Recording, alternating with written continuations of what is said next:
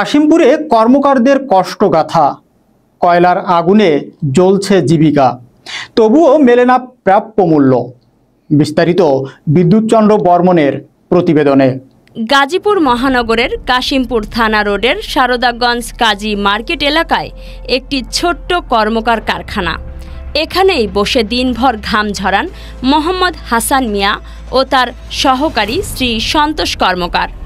দা, ছুরি, কোদাল, চাপাতি, সস্তা এসব লোহাজাতীয় সামগ্রী তৈরি করে বিক্রির চেষ্টা করেন তারা। অথচ দিন শেষে জীবিকার আশায় আগুনে পোড়া হাতে মেলে না ন্যায্য দাম, মেলে না হৃদয়ের সান্ত্বনা। একটা ছুরি বানাতে যে কয়লা লাগে তার দামই এখন নিয়ন্ত্রণের বাইরে। তারপর আমাদের পরিশ্রম, সেটার তো হিসাবই নাই, বলেন মোহাম্মদ হাসান মিয়া। তিনি জানান, কয়লার দাম প্রতি কেজিতে ৪৫ থেকে ৫০ টাকা পর্যন্ত উঠেছে। অথচ একটি দা বানিয়ে বিক্রি করতে চাইলে ক্রেতারা বলেন, এই জিনিসের এত দাম কেমনে হয়, আমরা এত টাকা দিতে পারবো না।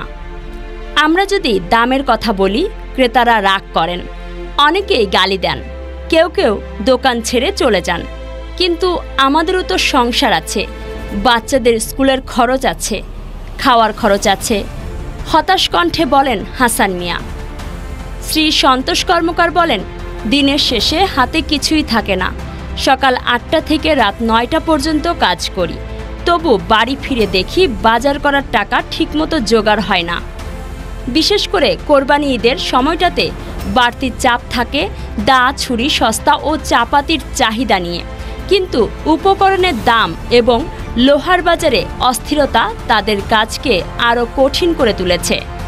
মোহাম্মদ হাসান মিয়া বলেন, ঈদ মানে তো সবার জন্য আনন্দ, কিন্তু আমাদের জন্য ঈদ মানেই বাড়তি কাজ, অথচ লাভ শূন্য। নিজেরাই ঠিকমতো ঈদের বাজার করতে পারি না। তাদের মতে সরকার যদি কিছু সহায়তা দিত, যেমন কয়লা ও লোহা কেনার জন্য ভর্তুকি কিংবা স্বল্প সুদে ঋণ, তাহলে হয়তো তারা মাথা তুলে বাঁচতে পারতেন। এই ছোট্ট কর্মকার পরিবারটির জীবনের গল্প যেন হাজারো হস্তশিল্পীর প্রতিচ্ছবি। গ্রামীণ শিল্প ও কর্মকারদের টিকে থাকা, তাদের জীবনযুদ্ধের কষ্টগুলো সমাজের মূল স্রোতে আনার এখনই সময়।